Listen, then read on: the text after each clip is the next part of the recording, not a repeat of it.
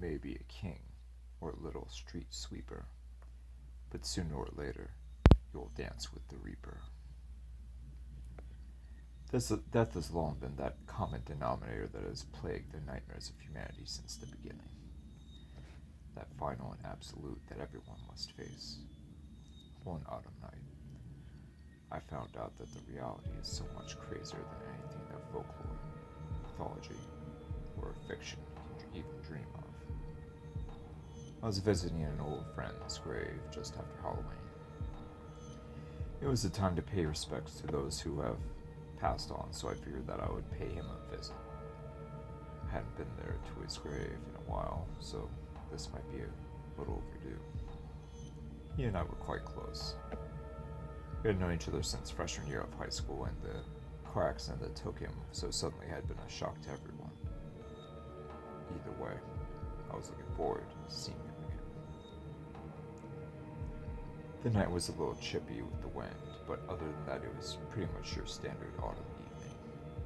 The waning moon provided some light, but not the same way that a full one would.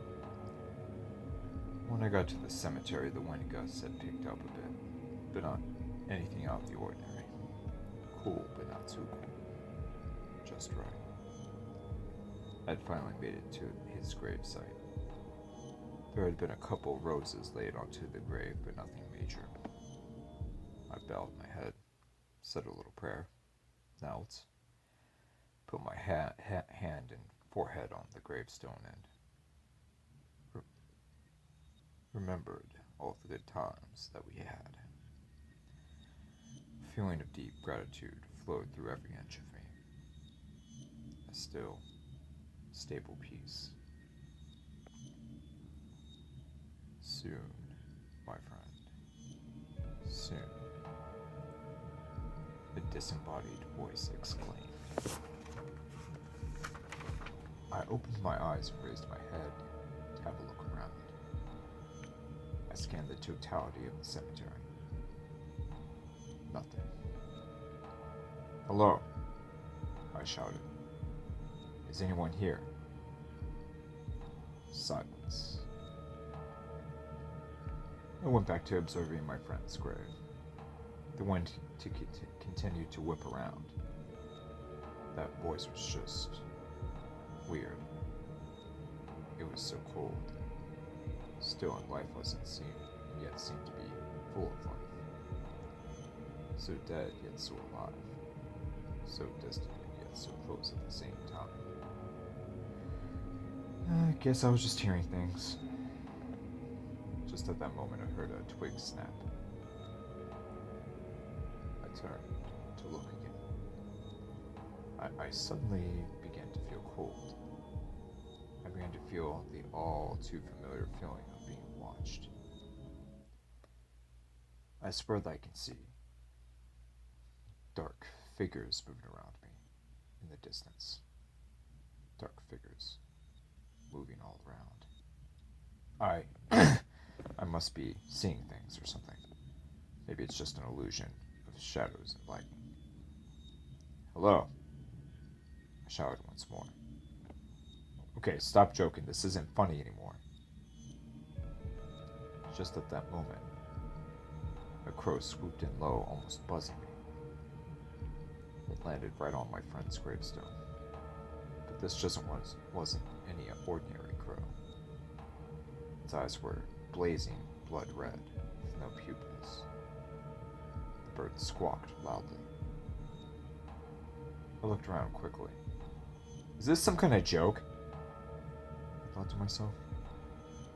Out of nowhere, fog started to roll in. Thick fog.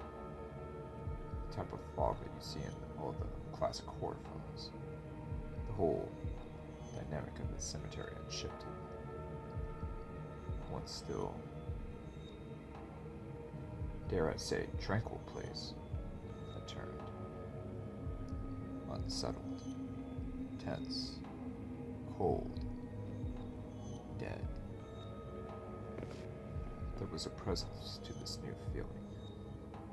It wasn't just concentrated to one specific area, but rather it stretched the whole entire area. Like our gargantuan presence that was unmatched. Disembodied voices floating all through the air, rotting, rancid, the smell of death, the smell of rotting flesh filled the air. Flies circling in mass. I swap it to no avail. The total and utter feeling of death has made an all-out assault on my senses. Then I start having visions pop into my head. Rotting, decaying corpses, screams, shrieks, cries, tombs, bones, maggots. I need to get the hell out of here. I run off toward one of the exits on the south side. I trip up and feel the sensation of being held by the ankle. I look down and see a skeleton arm of solid bone coming out of the ground. I scream. The grip intensifies. The crow perched on the gravestone swoops in, making an attempt at my face. Somehow I pry myself loose from the grip and make my way for the exit area. The unthinkable happens. Right before I get there, a gigantic, thick, black obsidian wall rises from the ground, rising higher and higher. No! I scream. Can't be fucking serious. I make an attempt at trying to climb, but there's nothing to grab onto. Just a straight black wall encircling the entire area of the cemetery. I touch the wall and quickly pull away after feeling an intense burning sensation on my hand. I try to dig under and the results are the same. Trapped. Then, corpses, skeletons begin to come out of the ground. The fog thickens. I race back to the gravesite, praying underneath my breath.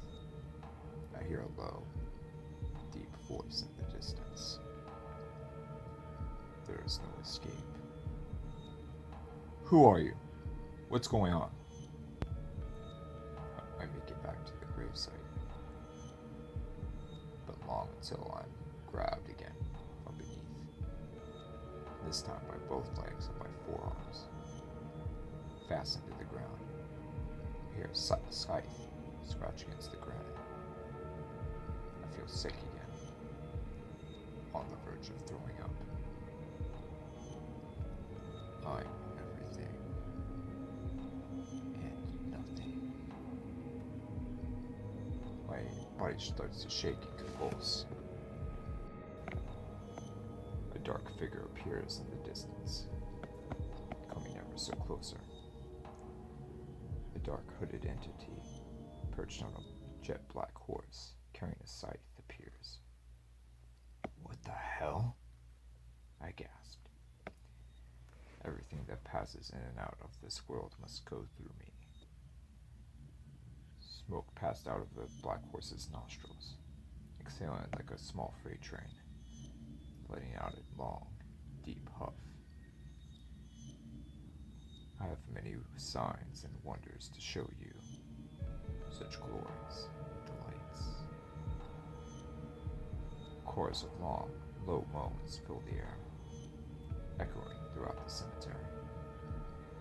Multitudes of lost, dead souls crying out in total anguish. The moans echo through my ears, causing a nauseous, ringing feeling. Am I a joke to you? The entity questioned. I gave a blank, puzzled look. You're confused. Well, your fallen friend certainly doesn't think so.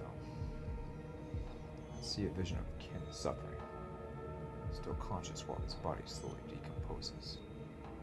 His screams and moans cut through the soul. Help me. Maggots, flies, bugs, everywhere. Eating away at... I gag. Allow me to ease his suffering, said the entity. Ken's grave opens up, levitating up out of the ground, his corpse rising up out of the coffin. Help me. With the raise of a hand, the dark entity engulfs Ken's body into flames. Screams fill the air. Piercing, agonizing. I cover my ears and I close my eyes. Oh, fuck you. Fuck you right to hell, you fucking disgusting sack of shit. I exploded, crying and shaking simultaneously. A wicked laugh drowned out the long screams, which were dying out. Fool, I am hell.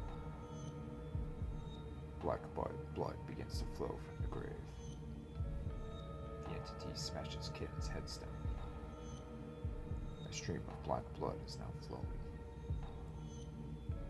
Seems that I need to teach you some manners, the entity scoffed.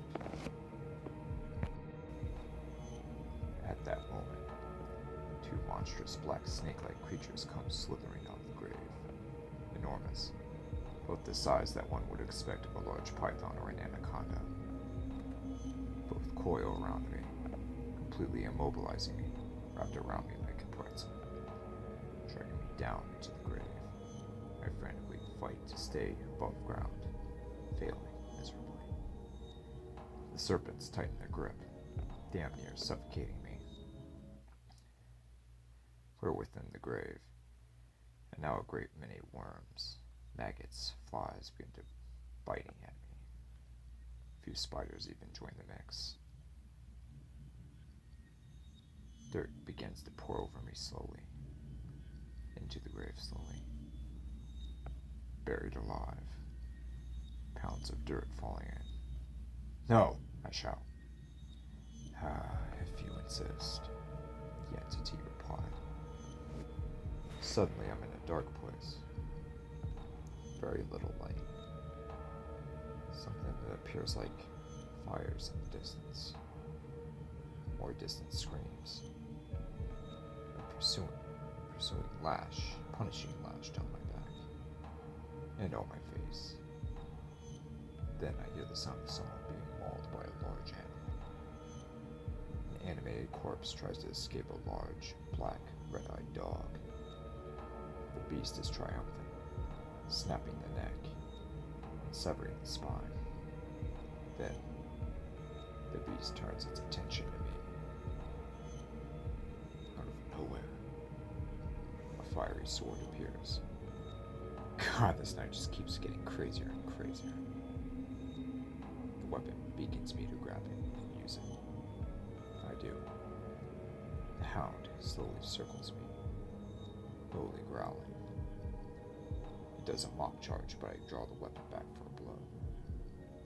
The beast lurches back.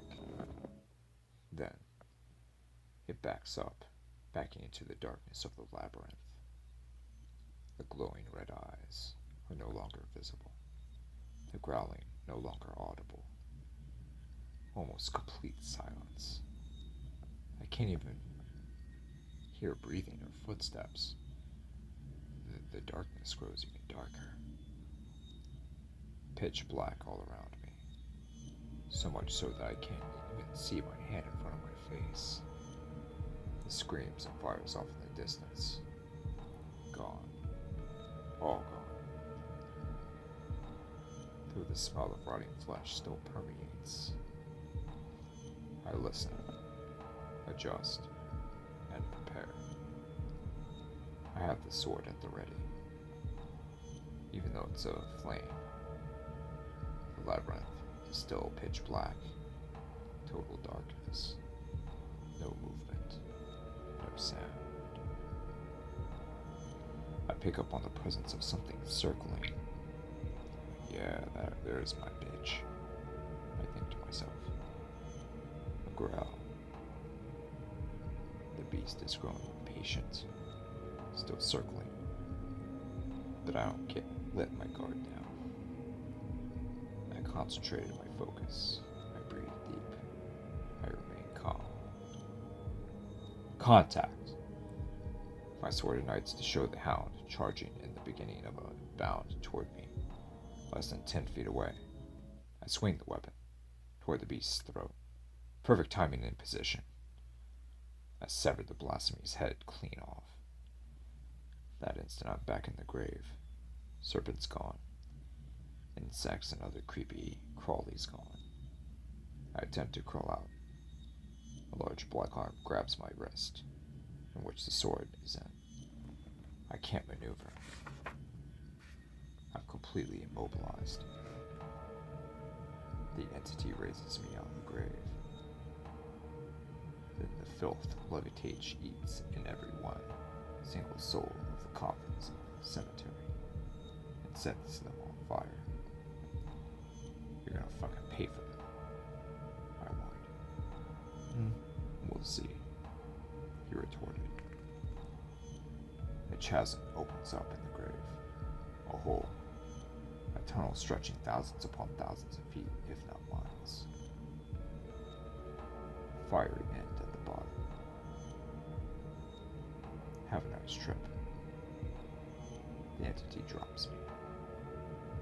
I rapidly fall. The heat of the furnace intensifying with every single passing second. Hotter and hotter and hotter. I breathe deep. I grip the sword, close my eyes, and prepare for the worst. Several seconds pass. Nothing. I then open my eyes to discover that I'm in the midst of the flames. But somehow, I wasn't being consumed. Hell, I didn't even feel heat anymore. The sword glowed brighter and brighter. I had teleported up the opening of the grave, to the opening of the grave. The love of my friend and confidence in my newfound abilities and weapon had somehow transported me back up, face to face with my foe. Both hands on his scythe, and his stallion rearing up. He threatened with one last final blow. I ducked below and planted the sword right into his heart. A shrill shriek, as that of the banshee. Black blood was spraying and pouring everywhere. The steed breathes out red fire in a last-ditch effort, but also succumbs to the sword with a blow to the head. You have won nothing. I smiled and severed the blossomy's head from the rest of its body. The totality of the cemetery erupted into an explosion of light and flames. And back to normal. No wall, no corpses, no zombies, no crazy black red-eyed animal entities, no more flames, and no more Reaper. Kin's grave is perfectly intact, headstone and all. I say a prayer of thanks for divine intervention during this nightmare of an experience, and proceed to make my way out. But at the entrance, I see a skull perched on top of the gate with a warning burned into the cement wall with black ash. This is not over.